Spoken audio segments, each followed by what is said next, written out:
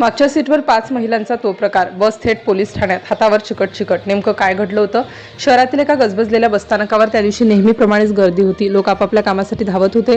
कुणी प्रवासासाठी बस पकडत होतं, तर कुणी आपल्या नातेवाईकांना बसमध्ये बसवण्यासाठी आलेलं होतं. सगळं काही अगदी सामान्य दिसत होतं. बसस्थानकावर अनेक बस येत जात होत्या. प्रवाशांची लगबग सुरू होती. कुणाच्या हातात सामान होतं, कुणाच्या हातात तिकीट होतं, तर कुणी बस सुटण्याआधी शेवटच्या गप्पा मारत होतं. या दरम्यान एक महिला आपल्या कुटुंबियांना एसटी बसमध्ये बसवण्यासाठी आली होती. बस सुटण्यास अजून थोडा वेळ होता. ती आपल्या जवळच्या लोकांशी बोलण्यात आणि त्यांची व्यवस्था करण्यात व्यस्त होती. तिचं पूर्ण लक्ष त्यांच्याकडेच होतं. दरम्यान तिच्या आसपास काही महिला वावरत होत्या. त्या इतर प्रवाशांसारख्याच दिसत होत्या, त्यामुळे त्यांच्याकडे विशेष लक्ष जाण्याचं कोणतेही कारण नव्हतं. त्या शांतपणे उभ्या होत्या आणि वेळोवेळी आपली जागा बदलत होत्या. गर्दी वाढत गेली तसं त्या महिलांचा वावरही वाढू लागला. कुणी पुढे जात नव्हतं, कुणी मागे येत होतं. पाहणाऱ्याला त्या फक्त साध्या प्रवासी वाटल्या असत्या, पण त्यांच्या नजरा मात्र सतत कोणावर तरी खिळलेल्या होत्या. काही क्षणातच एक विचित्र हालचाल झाली. कुणाच्याही लक्षात न येता बॅगेजवळ हात गेले. सगळं इतक्या सफाईने होत होतं की आजूबाजूचे लोक काहीच ओळखू शकले नाहीत. बसस्थानकावरील गोंधळ आणि आवाज यामुळे तर हे आणखी सोपं झालं. महिलेचं लक्ष अजूनही तिच्या कुटुंबियांकडेच होतं. बस सुटण्याची वेळ जवळ येत होती. ती त्यांना सूचना देत होती, पण त्याच वेळी तिच्या बॅगेत काहीतरी घडत होतं ज्याची तिला अजिबात कल्पना नव्हती. क्षणभरानंतर ती महिला मागे वळली. सर्व काही ठीक असल्याचं तिला वाटत होतं, पण काही सेकंदात तिच्या चेहऱ्यावरील भाव बदलले. तिने पुन्हा बॅग तपासली. तिची घाबरगुंडी उडाली. ती अचानक मोठ्याने ओरडू लागली. आसपासचे लोक चकित झाले.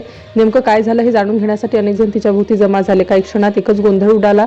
तिच्या ओरडाओरडीनंतर अनेकांचे लक्ष त्या दिशेने गेलं. लोक इथे तिथे पाहू लागले. काहींनी संशयास्पद हालचाली करणाऱ्या व्यक्तींना शोधण्याचा प्रयत्न सुरू केला. वातावरण अचानक तणावपूर्ण बनलं.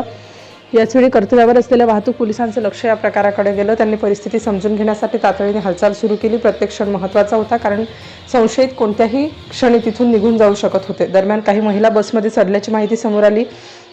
त्या सामान्य प्रवाशांप्रमाणे वागत होत्या, पण आता परिस्थिती वेगळी होती.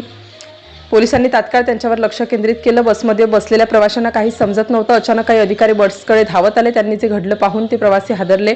बसचे दरवाजे बंद करण्यात आले. आत बसलेल्या लोकांमध्ये कुजबूज सुरू झाली. काहींना वाटलं एखादा मोठा अपघात झाला असावा, तर काहींना दुसरंच काहीतरी घडत असल्याचा संशय येत होता.